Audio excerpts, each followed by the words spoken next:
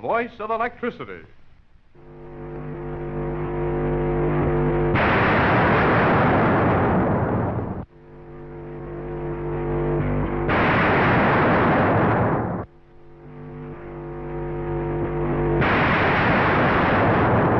$10-million-volt artificial lightning as produced by General Electric in its research laboratory. This is station W2XAF, an international broadcast station owned and operated by the General Electric Company in Schenectady, New York.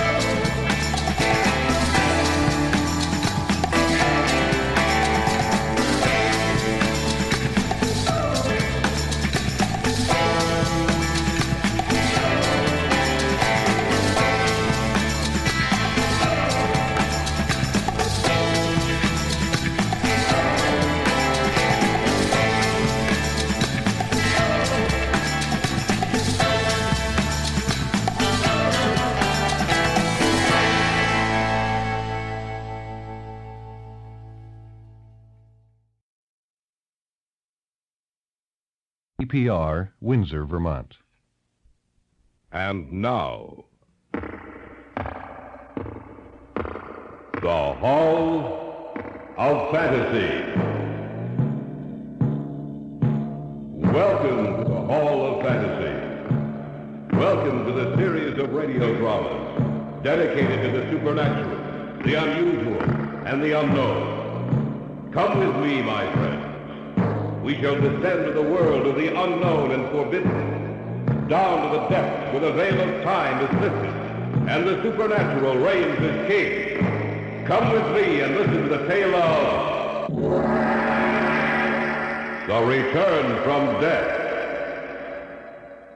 You mean that you can bring him back to life? I know I can.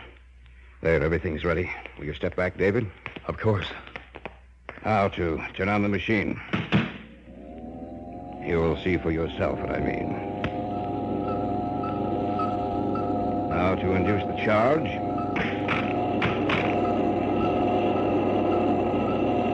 How much voltage are you using? 25,000. That's enough. Now look at him, David. Wait. He's alive. He was dead, but now he's alive. In just a moment, the Hall of Fantasy will present The Return from Death. And now for our story. An original tale of fantasy by Richard Thorne entitled The Return from Death.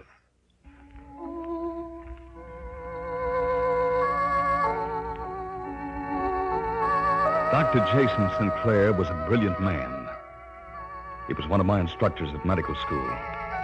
He gave of his knowledge freely, creating in the students a desire to learn, imparting some of his own enthusiasm for his subject into the minds of his students.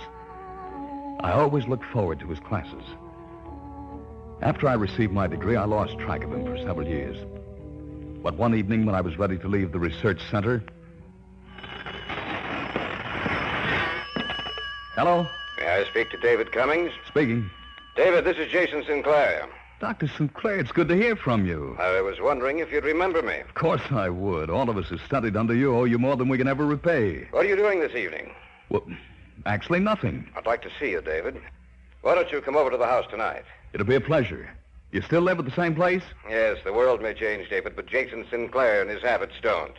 I'll be expecting you about 8:30. Good to see you, David. Come in. Good to see you, Dr. Sinclair. You can forget the doctor part of it, David. Call me Jason. You're not in school now. How long's it been? I've lost all track of time. You received your degree in 1943. It's been 10 years. I didn't realize it was so long. You haven't changed, you know, Jason. Only 10 years older, that's all. Oh, do you remember my daughter, David? I believe she was That's in... right. She was in my class. How are you, Elaine? Fine, David. It's good to see you again. Are you working with your father? Yes. Sit down, David. Sit down. Can I pour you a drink? Not right now, thanks. Are you still with the college, Jason? No, I left there some time ago. Oh, really? How come? I wanted to devote more time to research. I see. David, are you happy with your present position?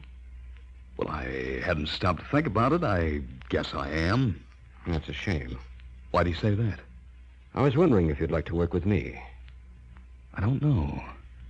I hope you'll forgive me for hesitating, Jason, but I've been with Associated Chemical for several years. I understand, David. It's only natural that you'd hesitate. Why, of course.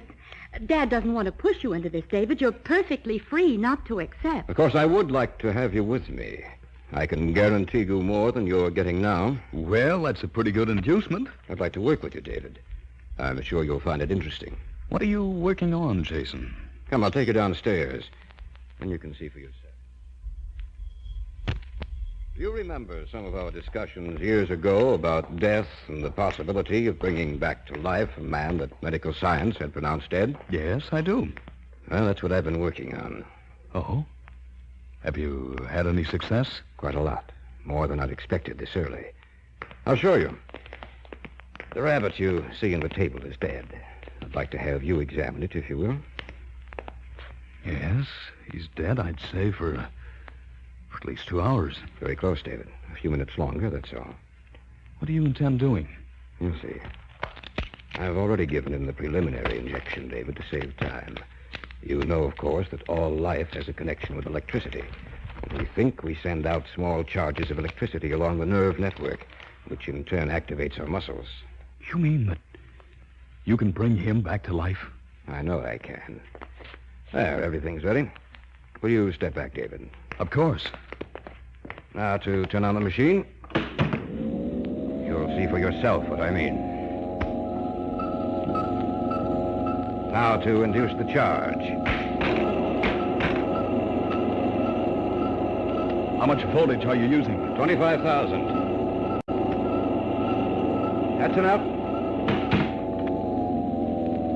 Now look at him, David. What? He's alive. This animal's alive. Yes, David. But there's something strange about him. How do you mean? I don't know. I can't explain it. You're imagining it, David. You saw him dead, now you see him alive. The sight is foreign to your mind. Perhaps. I've learned the secret, David. Now we can restore to the living those who have passed into the realm of death.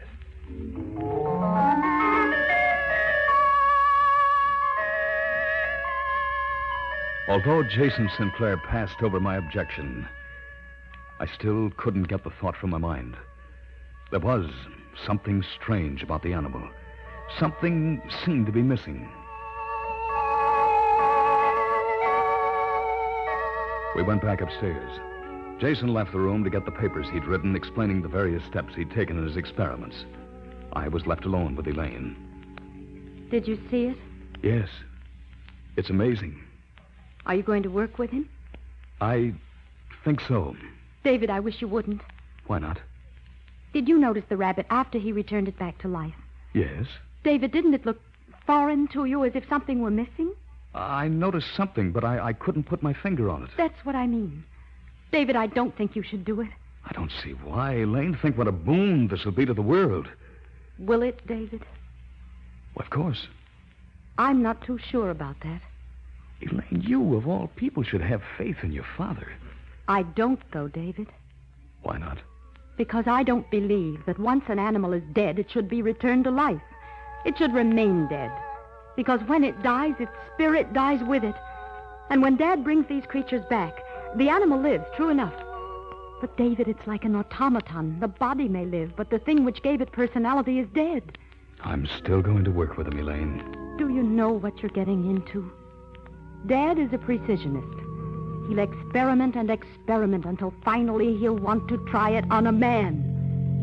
And where is that man going to come from, David? Where is he going to come from?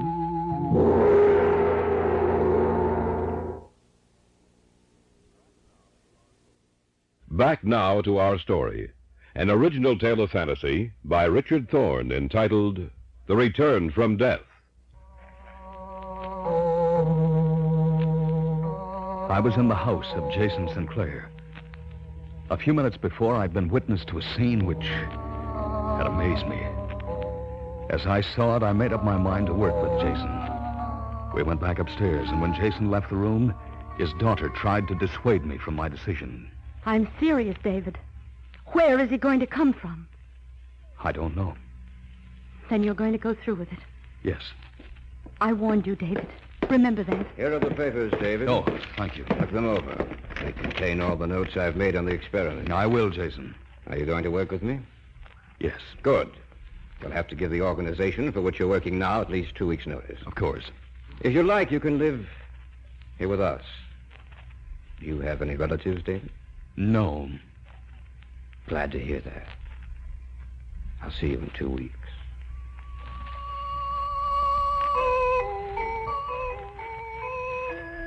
Two weeks later, I moved in with Jason Sinclair, and we began working.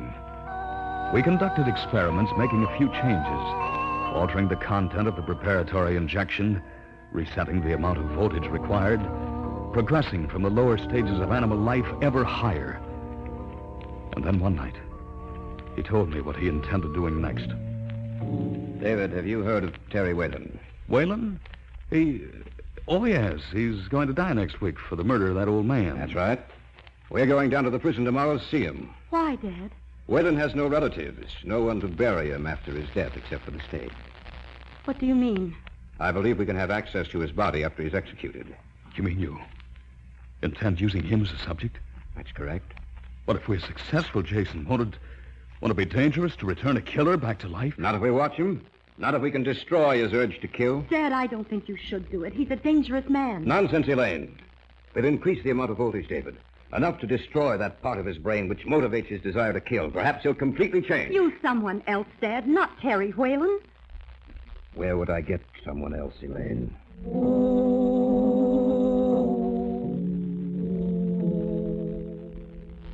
We arose early the following day and drove out to the prison. Jason was well known and thought highly of in official circles.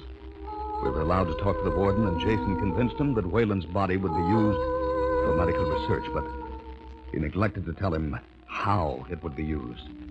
Then we were allowed to talk to Whalen. Just a few minutes, Dr. Sinclair. I understand. Who are you? My name is Jason Sinclair, Mr. Whalen. What do you want? Talk to you. So talk? You're to be executed next week, Mr. Whalen. Look, if you come here just to tell me that, I got a surprise for you.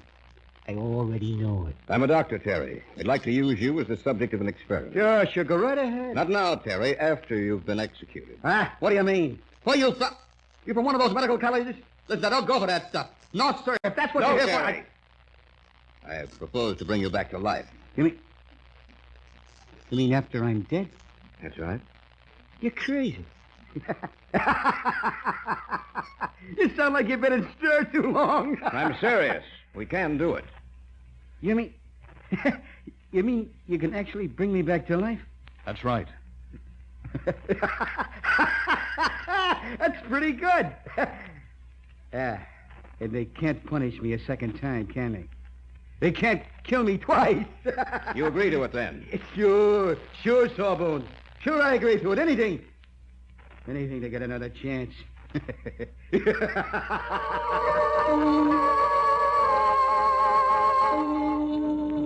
Jason made arrangements for an ambulance to pick up Whalen's body a short time after the execution. That night, the night Whalen settled his death with a stake, a storm broke.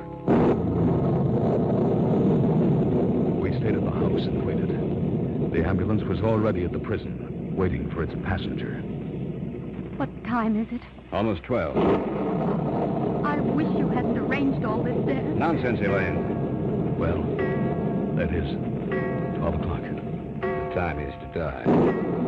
It should only take them 3 hours, even in this storm, to get back here, Jason. That's right. When they do, David, they'll have Whalen with them.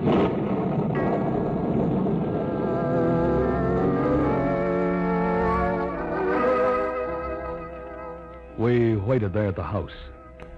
The storm was the perfect background for the strange mood which had seized hold of each of us. A short time after 3, the ambulance pulled into the driveway, and we went down and opened the basement door. They brought him in and sat him on a table. Yes, that's right. Thank you. You ready, David? I guess so. I'll prepare the hypodermic, then. We'll give him 20 cc's of this. No more than that? Of course not. There. That does it. Now, help me attach the wires. Dealing with death has always frightened me. It's foolish, my boy. As a scientist, you should never allow yourself to be subjective about things. You must be completely objective. There. I believe that'll do it. Dr. Sinclair. Anything wrong, David? Maybe we better not go through with this. You can't turn back now. No, I suppose not. Shall we begin? Switch it on. It has a pleasant sound, hasn't it, David? What's the reading? 10,000. Increase the charge.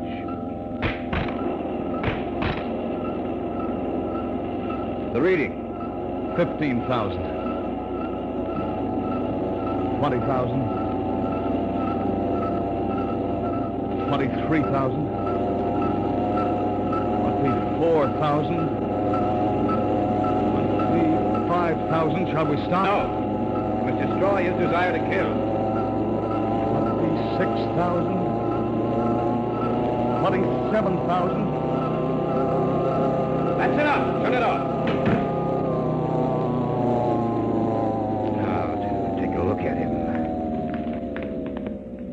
Place the contact microphone in his chest, David. Yes, Jason. Listen, David. You're listening to the sound of his heart, David. The beating heart of a dead man. We've succeeded. We've brought him back from death.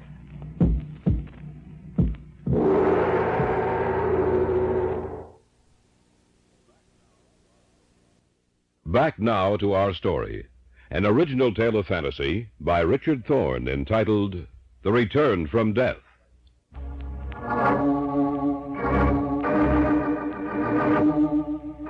It was a wet and storming night. Jason Sinclair hovered over the body on the table in the center of his basement laboratory.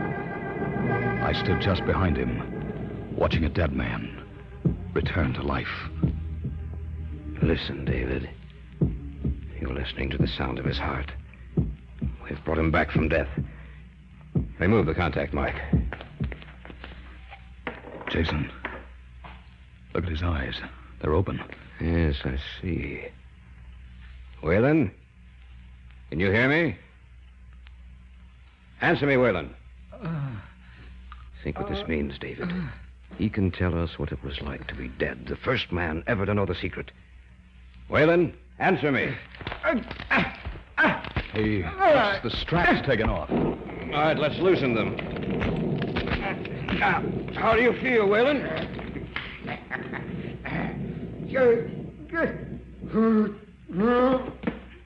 Look out, Jason. He's getting off the table. Nothing to be afraid of, David. He didn't limp before, did he? No. Some of the motor section of the brain must have been damaged. He's coming toward us. Don't move. You might frighten him.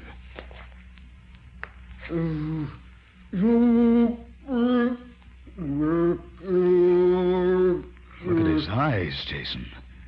They're not human. Go ahead, David. He's trying to say something. I can't understand you, Whalen. What are you trying to say? He's patting you on the back. Trying to thank me, no doubt. All right, that's enough, Whalen. I understand you appreciate...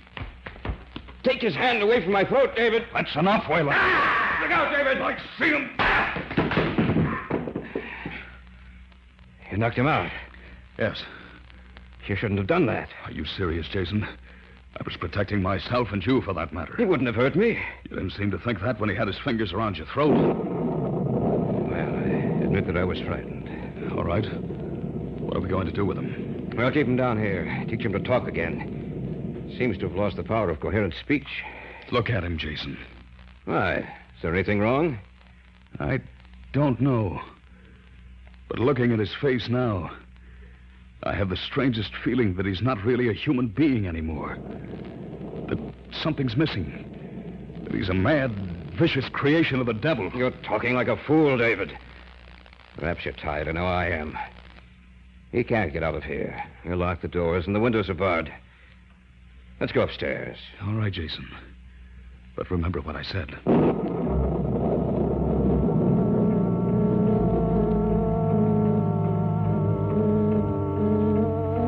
We placed him back on the table, taking the precaution of strapping him down in case he should awaken. Then Jason locked the doors and took the keys with him. We went upstairs. I've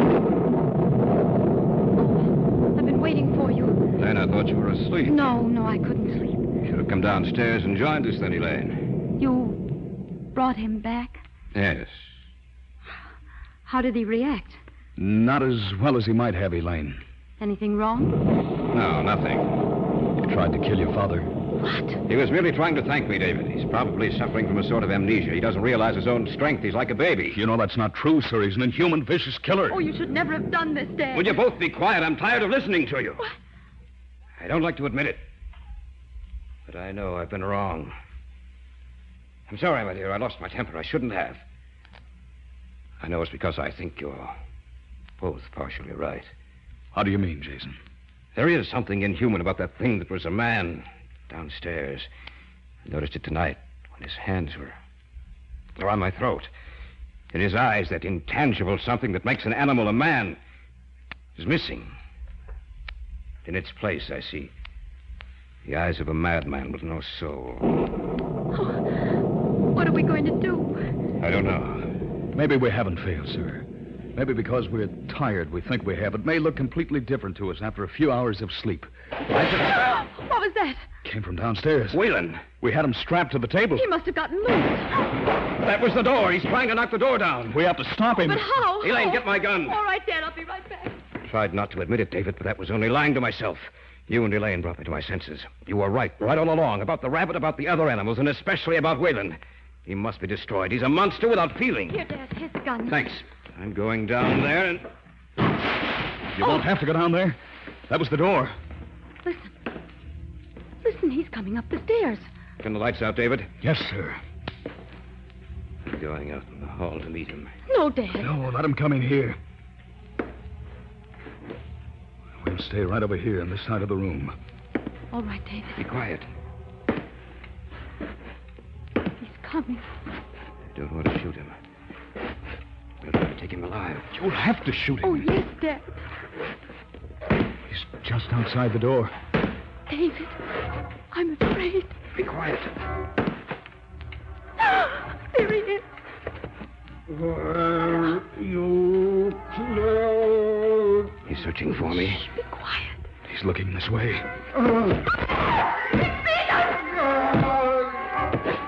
Use the gun, Jason. Pull the trigger. He's still coming.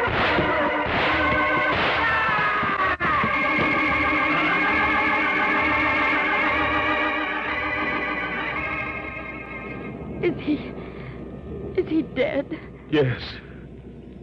Look at his face now, David. Yes. I see it. It's composed. It looks human again. Perhaps we're not meant to tamper with the natural laws of life and death, David. I see that now. But it took Wayland's return from death to prove it to me.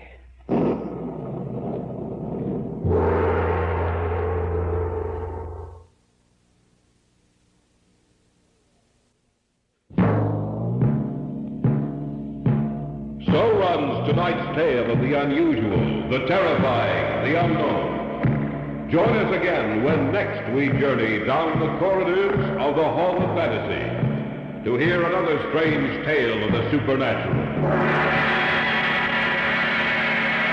All characters and events portrayed in these programs are fictional, and any similarity to actual events or persons, living or dead, is purely coincidental.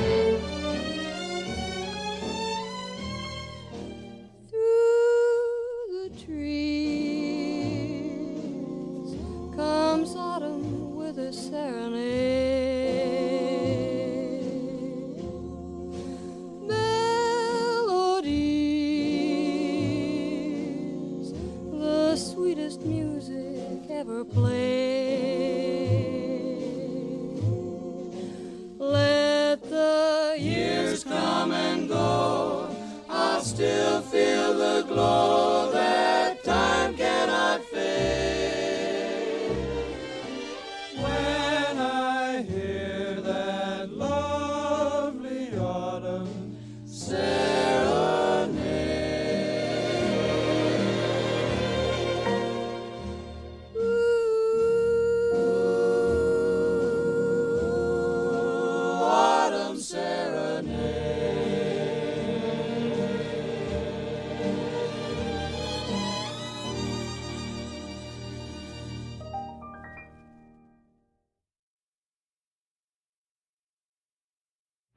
that nasty fog swallowing a little boy.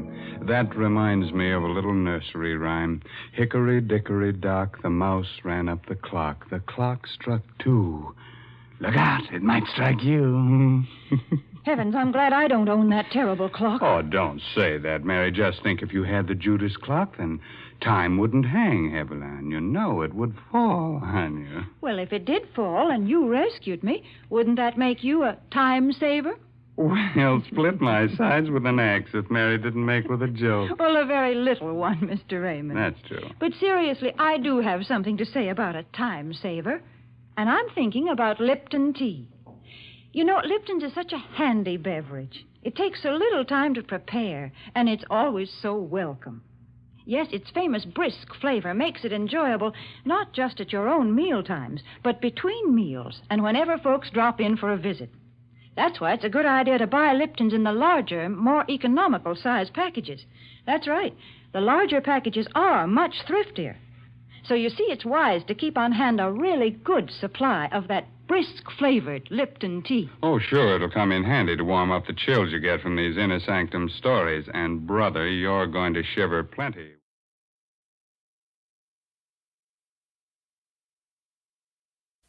When it started, the tide was high on the San Pedro waterfront, and a hot-tempered kid had murder on his mind. But there was a knife at my throat, a beating under the piers, and a corpse on the beach before the tide went out again, and the kid was finally stopped. From the pen of Raymond Chandler, outstanding author of crime fiction, comes his most famous character in The Adventures of Philip Marlowe.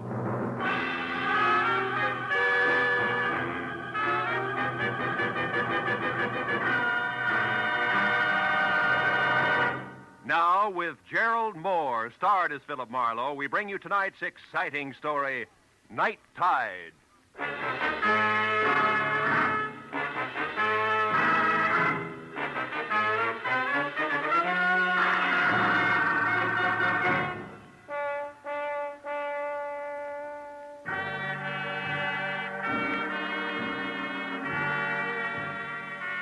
It all happened in San Pedro, the harbor of Los Angeles. The lights on the ships were fuzzy through the wet mist that creeps up out of the ocean every night. And I drove slowly looking for the establishment of Mike Basso, my new client. One side of the crooked street was nothing but the smell and the sound of oily salt water sloshing through the pilings beneath the piers. On the other side was a tangle of warped, dingy buildings, equipped to satisfy the thirsts of reckless men who never get beyond the waterfront of any port. The foghorn out on the breakwater began to bellow as I parked near a U-shaped pier, labeled Basso Docks Private, and walked past a line of moored fishing boats to a squat two-story office. The bottom floor was dark, but the second floor had lights on. So I started up the steep wooden stairs and was halfway to the top when I caught the voices. I don't want dumb excuses, Sheriff. One I'd already heard over the phone when I was hired. It was my client, Mike Basso. But you'll make them jump, or I'll get somebody who can. These boats got to be handled faster. Why, even the crook Johnny Dyke was better on this job than you are. Johnny Dyke? Why, I oughta... Get out of my way. The big guy with the Latin jaw shoved past me and stomped down the stairs. So I went on up into the office. Mike Basso looked like a block of concrete, his 220 thick pounds hunched over a scarred, roll-top desk.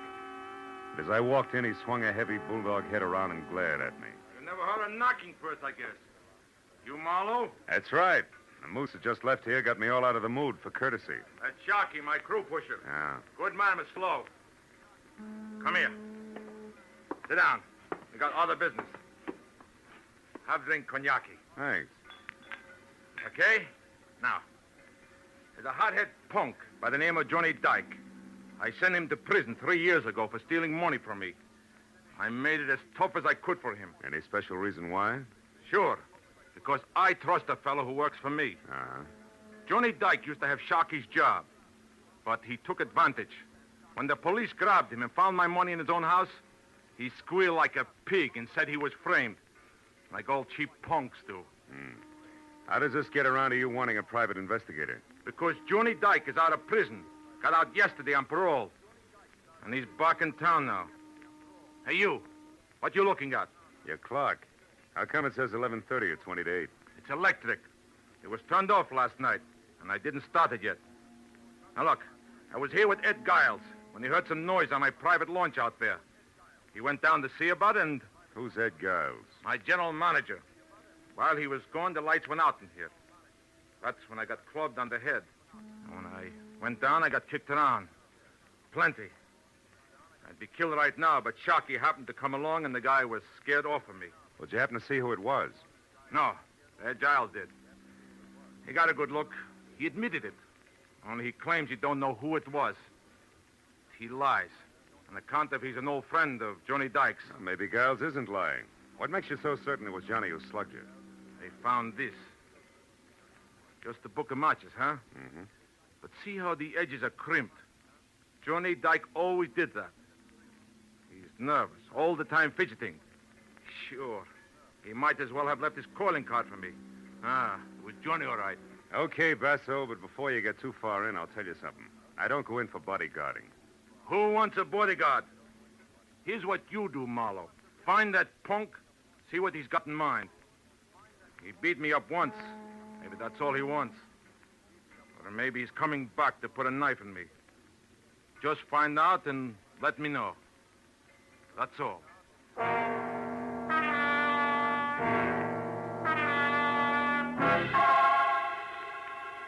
I looked out at the fishing boats along the pier, gently nudging each other, while Mike Basso told me that Johnny had a blonde wife named Christine, who ran the Albatross Cafe, and that Ed Giles lived alone in a house at 43 Terminal Road. It was enough for a starter. So I said I'd keep in touch and left. As I walked off the pier, the blinking neon light from a sign across the street made a swirling green veil out of the mist between me and my car. So I almost got up to it before I saw her, leaning lazily against the door on the driver's side. A girl in a tight black silk dress, cheap fur jacket, and double ankle-strap spikes. She smiled with one corner of her red mouth as I walked up to her and stopped. Hello, sugar. Hiya, sweetheart. The name's Ginger. Oh, that's too bad. Ginger always gives me hives. Don't be like that. What did Mike Basso have to say? Yeah, we were talking business, baby, that's all. Say, tell me, which way to Terminal Road? It intersects about 10 blocks down. Mm-hmm. What's the number? 43. Oh, you'll want to turn right then. Ed's place is a cozy, secluded one by the water. Oh, thanks. You know Mr. Giles, huh? Yeah, he's around Mike all the time. He's nothing. Well, I'll see you around. So long, handsome.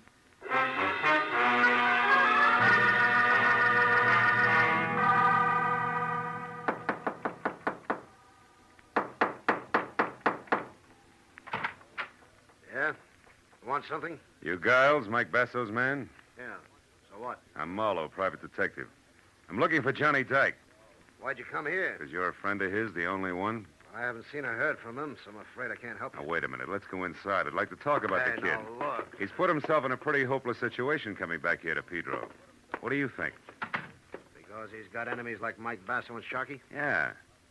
What's he going to do? Fight it out or be smart and leave town? Listen, private investigator, I told you once. I don't know because I haven't seen him. You're a liar. You saw him last night. You're working for Mike, aren't you? Get up, beat it. Don't shove. I'll shove harder than that, brother. Okay, Giles. We'll try it the hard way. Now, where's Johnny? I don't know. Come on, get up, get up. Let's play again. You saw him last night, didn't you? Didn't you? All right. I saw him about 11:30. I was standing on the deck of Mike's launch when I heard a commotion and looked up. I saw Johnny jump down the stairs from Mike's office and run off the pier. I haven't seen him since, and that's the truth. Okay. Sorry I had to make a squeal on a friend. Now, where's the Albatross Cafe? The Albatross? Yeah. On the corner of Front and Castle Avenue. But look, can't you leave Chris out of this? She's a good kid. She's been through a lot already. Think Johnny's going to leave her out of it? Besides, it's for her own good that I want to see her. I suppose you're right. But I'll tell you something for your own good, too, Marlowe. If you find Johnny Dyke, don't push him too hard. He was tough before he left. Now he'll have rawhide for brains. Depend on it.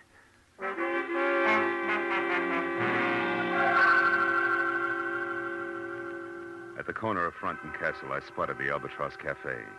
half on land, half teetering on a set of spindly stilts, ringing the high water mark with jagged lumps of barnacles. I parked down the street and started back when the door swung open and the lantern-jawed moose Sharky lumbered out. I watched him cross the street without seeing me and disappear between two buildings. I waited a couple of minutes and then I went in. Took a booth near the front. Place was neat and clean, even to tablecloths. A soft, brown-eyed blonde in a crisp peasant dress picked up a menu and came over. Good evening, sir. Chris? Yeah? Oh. Well, Chris, it's probably not on the menu around here, but how about a double order of plain facts, straight? What are you talking about? Johnny. You remember Johnny Dyke, your husband? Who are you, mister? Private detective named Marlowe. All I want to do is talk to him, Chris. Just talk. Is he here? No, I haven't seen him. He hasn't even called me. How do you feel about this bird known as Sharky?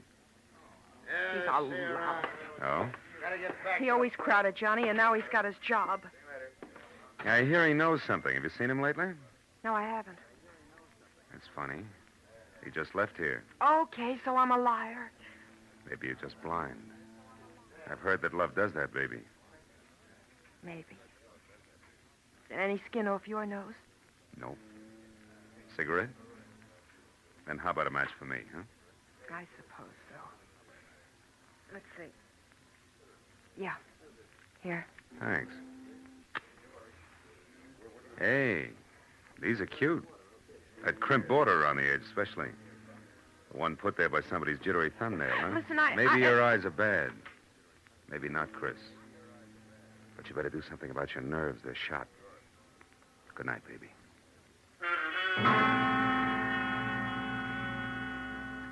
I didn't look back, but I knew she was watching me all the way out the door and down the street, so I made it real good, as far as the next block and around the corner. Then I doubled back fast and stayed in the shadows until I got within sight of the Albatross Cafe again. And in time to see a man ease out a side door and slip out of sight among the pilings under the building. I moved in closer and found a rickety trail of greasy planks that led out through the forest of slimy pilings under the piers. I'd have felt better on a tight rope, but it was home ground to Johnny Dyke. I felt my way slowly along the slippery planks. And from behind a piling, an arm like steel springs snapped under my chin while a hand pressed the point of a long, thin knife with a curved white handle up against my throat. You said you wanted to talk to me, Marlowe, so talk. But fast, because I don't have much time. Ease up on my throat, will you? Okay. There. You're a sucker. Why don't you try to give up? Trying to even the score. Get out of town and forget it. Yeah, sure. Sure, to you, that's easy. You didn't spend 3 long years in the cooler for something you didn't do. I'm going to get even, all right. I don't know how for sure yet, but I will. You wind up right back in the coop, sucker. If it keeps this time, is it going to be worth it? Could be. I was a good boy up there. Every time I wanted to slug a guard, I said, Mike Basso to myself instead. Now I got it all bottled up inside me. I'm not going to carry all that hate around forever. I'm going to get rid of it, and there's only one way to do it. Ed Giles was right. You've got rawhide for brains. You better put the knife away, Johnny. I think we got visitors. Sure we have, Marlowe. Rats. Big ones. The piers are full of them. You should feel right at home, Just punk. don't sleep too long, pal. Oh!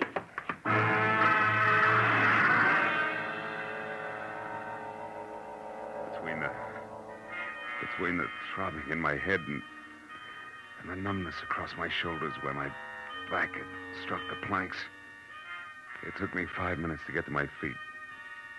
And another 5 to climb up to street level. By then, the pier was deserted. So I headed for the Basso docks on the double with the unpleasant answer to my client's question, plus the added attraction that I'd even seen the knife Dyke intended to use. I still had a block to go when I saw a hulk that had to be Sharky stride off the pier and turn in my direction. When he got close enough, I hailed him. Yeah, I'm Sharky. What do you want, bud? Is Mike still in the office? Who wants to know? Come on, this is no time to stall. Heavy, I'm Marlowe. I'm working for him. I got a message you won't keep. Is he there or no? No. The office is locked up. He's gone. I'm looking for him myself. Why? What do you want him for? Because I'm pretty sure that Johnny Dyke is holed up in the back room of the Albatross Cafe. Yeah, I only wish you were right, Sharky, but you're about a half hour too late. Hey, what was that? Came from up the street there. Yeah. Let's go, Sharky. Maybe we're both too late. Let's find out. Yeah. Hey, what? The dame by the guardrail. It's Ginger, a pal of Mike Basso's. Yeah, you're right. Ginger! Ginger, what's the matter? What happened? Go down there. Take a look, will you? I'm scared. Down where, Ginger? In the water. I think maybe I'm going to be sick. Marlowe. Hey, Marlowe, come here. Look. Holy smoke. That's Mike down there with a knife in his back. Yeah. A long, thin knife with a curved white handle. Belongs to a guy named Johnny Dyke.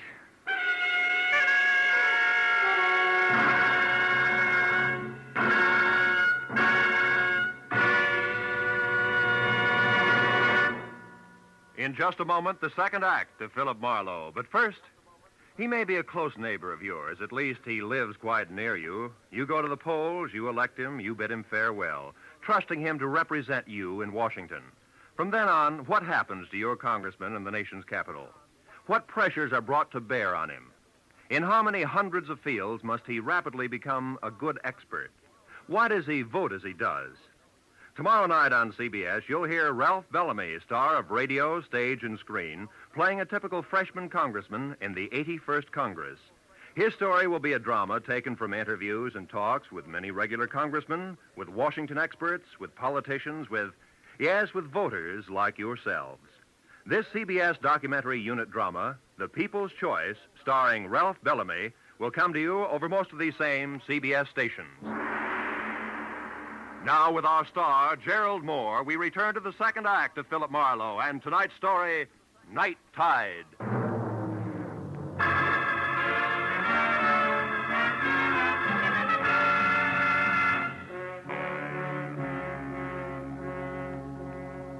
Lying with his face muzzled into the sand and the rest of him half submerged in the shallow, lapping water, Mike Basso was violent death at its ugliest. Ginger turned and walked slowly away from us, trembling like a wino caught in the morning sun. As I told Sharkey to go get the police. And I headed for the Albatross, where I figured I might get a lead on Mike Basso's murderer. When I got there, I skipped the formality of the front door and quietly moved around to the back, where I entered without knocking and made my way along a narrow, dusky corridor as far as a half-open door labeled Private, where I met Christine Dyke talking on the telephone. She looked up and gasped at the sight of me and then slammed the phone down abruptly. I was willing to bet that the party on the other end had been husband Johnny. Nobody else. What do you want, Marlowe? Most of all, one Johnny Dyke in handcuffs. Don't bother with the my man pitch, honey, because at the moment the lyrics will make me sick. I just left a corpse that used to be Mike Basso. Basso? Dead, Marlowe? Yeah. All because of Johnny's knife that's sticking in his back, Chris. No, Marlowe. Johnny wouldn't do a thing like that. He couldn't. You're wrong, Chris. He did. Now, where is he? I don't know. You're lying, baby. You were just talking to him on the phone. You gotta know. No, I don't. He didn't say where he was Oh, what? or anything about Basso being dead, so don't move, Marlowe. Well, husband with knife, wife with gun. Charming couple. Never mind that. I'm not going to see Johnny in trouble again for something he didn't do. So get in that closet, Marlowe, where you'll be out of the way. Now. All right. In it is. But first, baby, a word of advice. He isn't worth it, believe me. I don't. So get in and keep your mouth shut. The closet in Chris's office, which doubled as a storeroom for the restaurant, had no window and a 3-inch thick oak for a door. So I was 20 minutes as a one-man mob scene bouncing the inventory around before I was heard. And a little man with a big meat cleaver who belonged in the kitchen opened up and demanded to know what I was doing in there. I heaved the number 10 tomato juice can at him for an answer, started running, and didn't stop until I was outside, in my car, and pointed for Ed Giles' cottage. The only other place I knew where Johnny Dyke might go for help.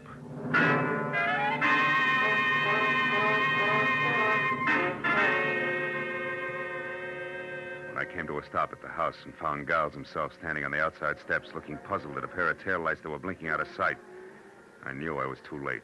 Yeah, Marlowe, it was Christine. And all upset about getting her hands on $500. Said I had to lend it to her for Johnny's sake. She say why? No, only that he needed help. Murderers usually do.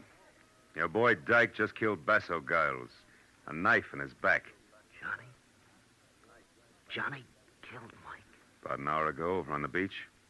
Tell me, did you give her the money? Ah. She ran out of the house before I even got to my safe. Without saying anything? Without saying a word, Marlowe. I wouldn't even know she was gone yet if I hadn't heard... Heard what, Guy? desk drawer in the living room. Come on, Marlowe, quickly. I heard the drawer open when I was inside near my safe.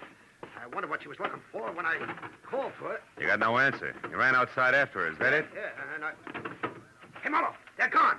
The boat keys. She must have taken them for Johnny. Asking for the money was only a trick to get me out of the room. Wait a minute.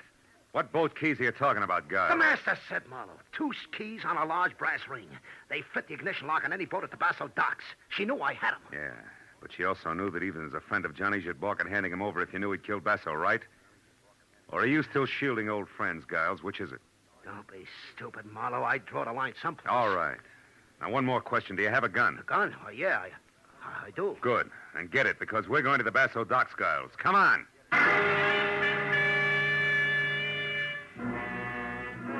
Both piled into my car, and in something less than 10 minutes, ripped through the wide, empty streets to the Basso docks, which were 2 parallel piers set about 100 feet apart and jutting out deep into the bay with more than a score of boats moored to the inboard side of each. But when we were out of the car and saw nothing of Johnny Dyke or the girl, and heard no sound other than the dull thump of wood on wood and the rhythmic slap of water against the hulls, I decided that we should split. And I told Giles to search one pier carefully while I took off for the other. But a minute later, just as I started out alone over the oil-soaked planking, I remembered the panoramic view of the docks I'd gotten earlier that evening from Basso's office. So I stopped, then turned and ran for the flight of wooden steps that led to it. I was halfway up them when I stopped again. There was somebody ahead of me and with a key opening the office door. I crouched low and moved closer one slow step at a time toward what I knew might be Johnny Dyke. But in the next second, a light clicked on in the office, and I forgot all about being subtle and leveled the .38 in my hand at the belt buckle of the sharply silhouetted figure. It was Sharkey. I wouldn't move if I were you, Buster. Who is it? Marlowe, Sharkey. Who are you expecting? Nobody, funny man. But I wouldn't want it to be Johnny Dyke at the moment. He might want to settle old scores. You know, Marlowe, the price for 2 murders is the same as the price for 1. So I've heard. But now, lest we stray from the subject, Sharkey, do you mind telling me what you're doing here? And don't say I'm getting personal or I will. Come on, talk up like a big boy. All right. I'm here because I don't like cops. Right now, they're down on a beach swimming around Basso's body like kids around a maypole. Also, I figured that before he blew, Dyke might come up here after the money he knew Basso always kept on hand. Satisfied? In a word, no. Why not? Because I buy the switch first. You're here, Sharkey, to steal that dough and let people think that Dyke took it on his way out. You can't prove that, Marlowe. Only because I haven't got time. You see, Sharkey, it's an odds-on bet that Dyke's out on one of those boats right now. Just waiting for the... What is it, Marlowe? Sharkey, what time is it? Huh? The time! Quick, what is it? But it's 11:35. Why? What's that got to do with Dyke shoving off? From where I stand, everything. Now, look, Sharkey, get back down to those cops. Get them up here. And... Hey, Marlowe, look. Over there at the end of the starboard pier. It's Dyke. Yeah, and trying to get away. Go on, Sharkey. Get to the cops. Fast.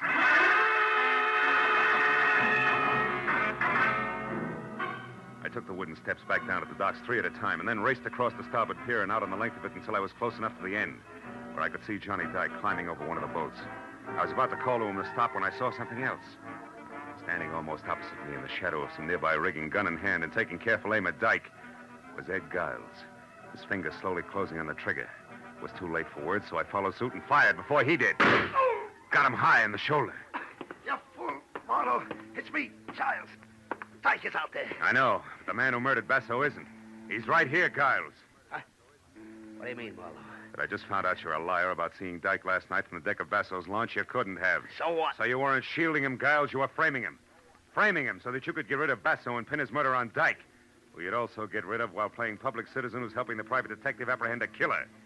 Well, what do you say, Giles? Is that it? You're a smart guy. Figure it out for yourself. Come clean, Giles, or I'll blow your head off. All right, Chris and I framed Dyke. Chris? Yeah. What are you giving me? Honest, Marlowe. We figured that we'd be in the clear with the money we took from Basso. And with Johnny well tucked away in a big, strong prison. You dirty louse. Keep talking. So we took advantage of Johnny's loud mouth and incidentally, you as well. With Basso gone, I was going to step into his spot. You're the one with the loud mouth, Giles. Well, Little Red Riding Hood. And I went for your line.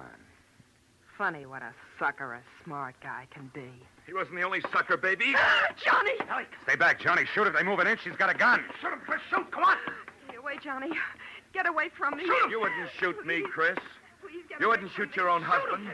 The man you talked into running away until things quieted down. Shoot!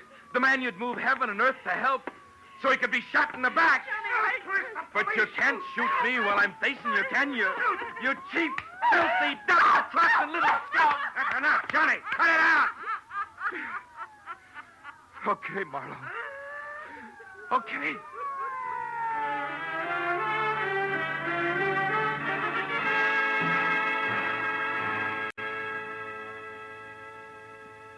It was a long hour of questions and answers before the police were finished. And they'd left with Chris and Giles in tow.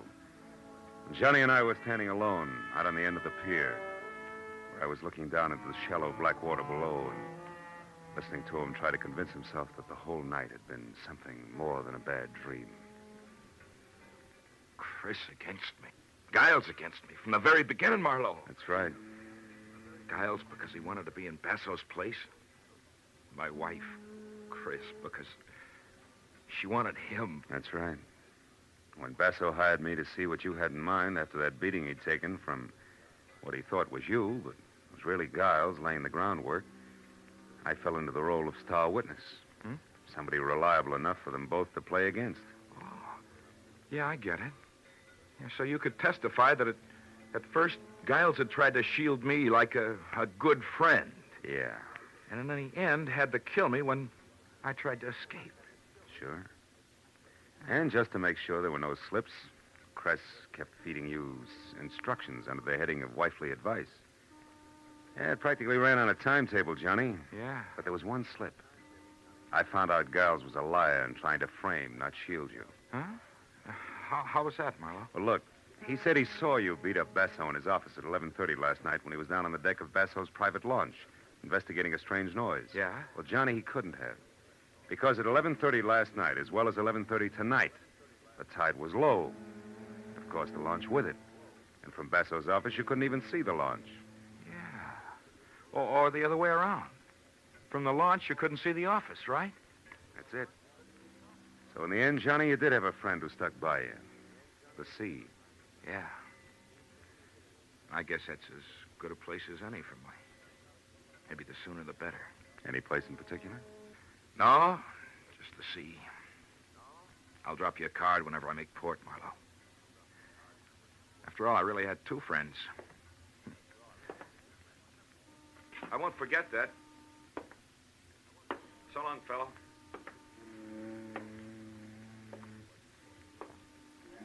I watched him walk away until he'd gone the length of the empty pier and was swallowed up in the emptier night.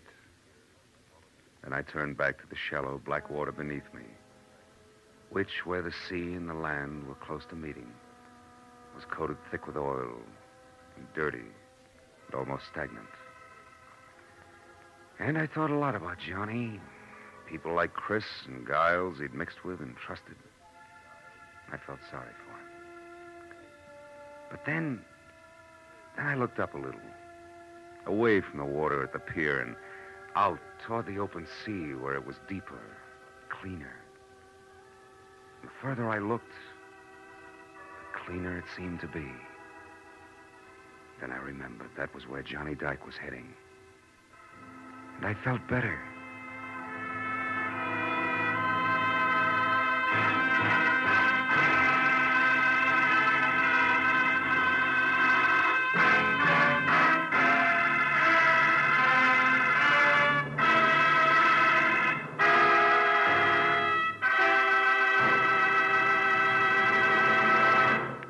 The Adventures of Philip Marlowe, created by Raymond Chandler, star Gerald Moore, and are produced and directed by Norman MacDonald. Script is by Mel Donnelly, Robert Mitchell, and Gene Levitt. Featured in the cast were Michael Ann Barrett, Lou Krugman, Howard Culver, Frank Gerstle, Georgia Ellis, and Frank Richards. The special music is by Richard O'Runt.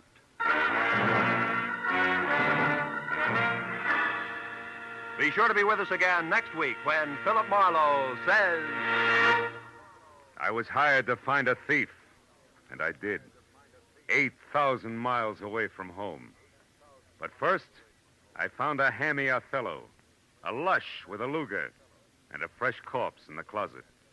All because the only woman in sight wouldn't play fair.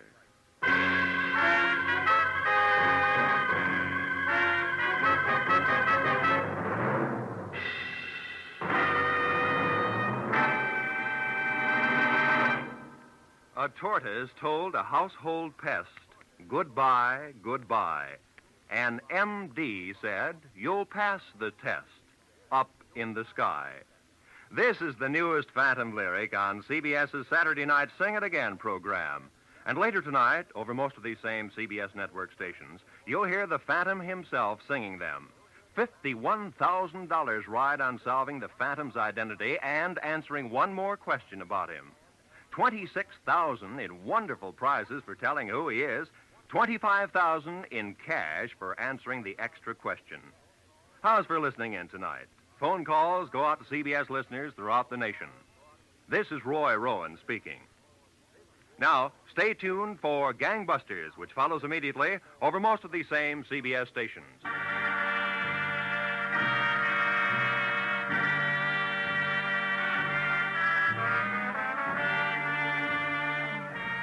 This is CBS, the Columbia Broadcasting System.